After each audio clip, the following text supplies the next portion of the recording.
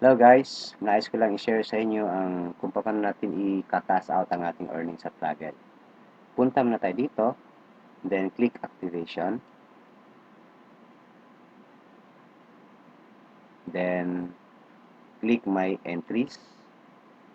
Then dito kung yellow na ito, to wallet, kasi yung iba disabled pa. Ibig sabihin, pwede na natin yung i-transfer sa ating e-wallet.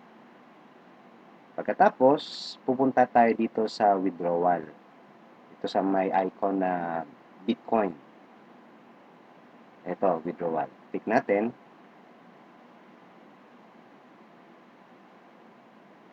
Yung i-click natin na dilaw to wallet, pupunta yun dito.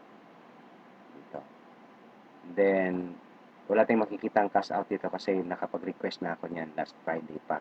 Ngayon ay Tuesday na.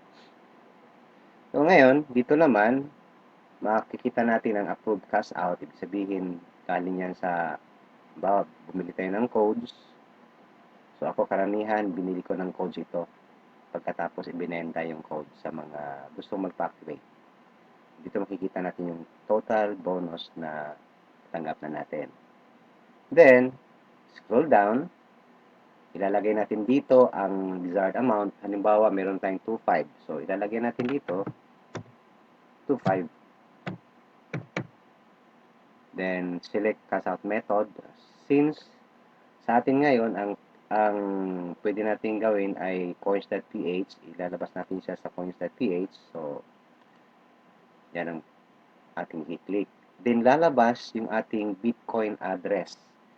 Ito, Bitcoin address yan. And by the way, ang ating withdrawal request ay from Wednesday to Friday kasi yung ongoing pa kasi yung ating additional payout options. Then pagkatapos, click natin cash out. Then pag click natin yan, makikita yung total natin na request dito, 2,500. Sa akin, last Friday, nag-request tayo, ito na yon. So, makikita natin dito na meron kang request cash out na 8,200. So, that's August 4, last Friday. Then, sa coins.ph, nag-reflect siya. Ito.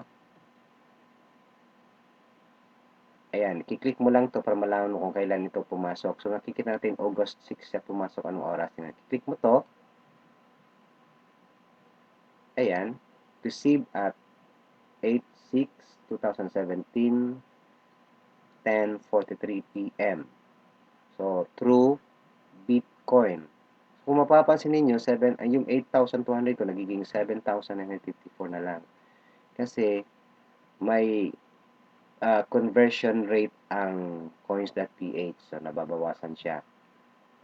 So, ganun din, pagka bumibili tayo ng codes sa Plugel, then padadaanan natin sa coins.ph, talagang may mababawasan siya. And then, so, nung Sunday evening ko natanggap, so nag-reflect siya sa aking coins.ph, Sunday evening. So, ngayon, ang susunod natin gagawin dito, of course, ilalabas natin. So, pag inilabas natin from coins.ph naman, atin itong i-click. Ayan. Okay? Tuesday ngayon, so talagang hindi ko muna inilabas kasi para may turo ko sa inyo muna. Pwede tayong mamili.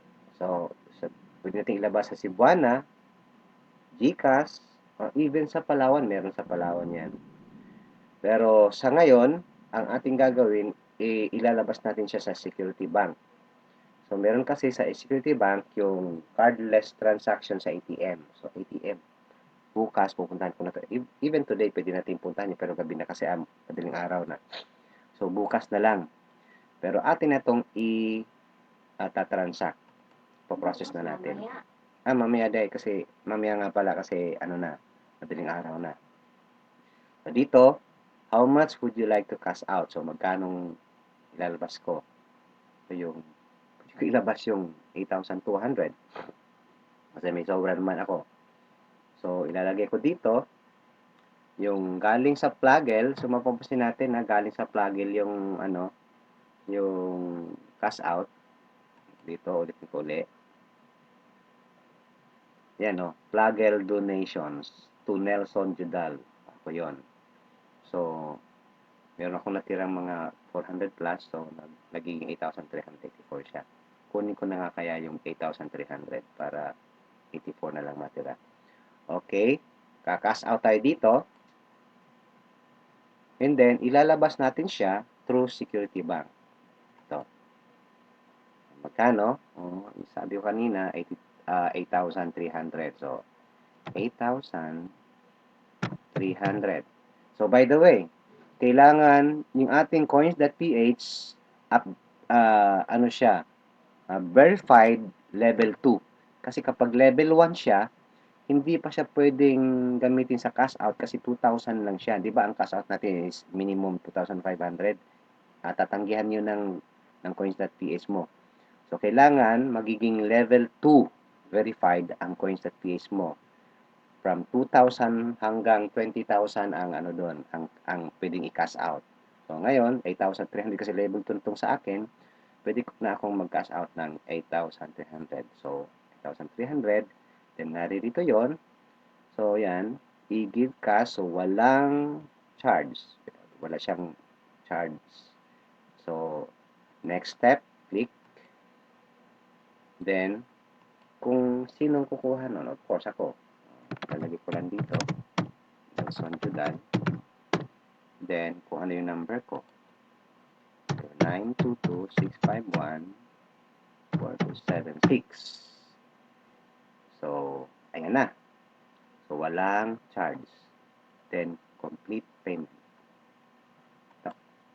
Click. So, makikita natin dito, ayan, no, 8,300 will be deducted from your PES 1 kasi lalabas natin. Then, click natin. Pay. Okay?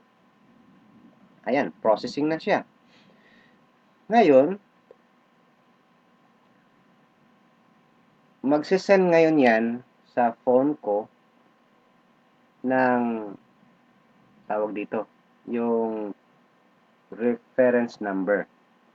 Na gagamitin naman natin para sa cardless transaction.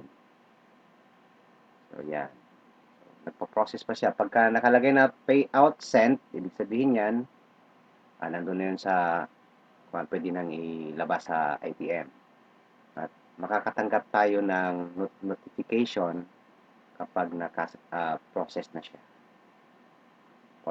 Processing time is instant.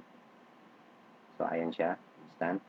So, kapag nasa number 3 na, ibig sabihin pwede na kunin. Okay. So, 12:55 a.m. Mamaya na. Mamaya ko na kukunin to. And, that's all. Sa sunod naman, kung paano tayo bibili ng code. No? Okay? Thank you. Tulog na ako kasi naantok na ako eh. Good morning. Okay.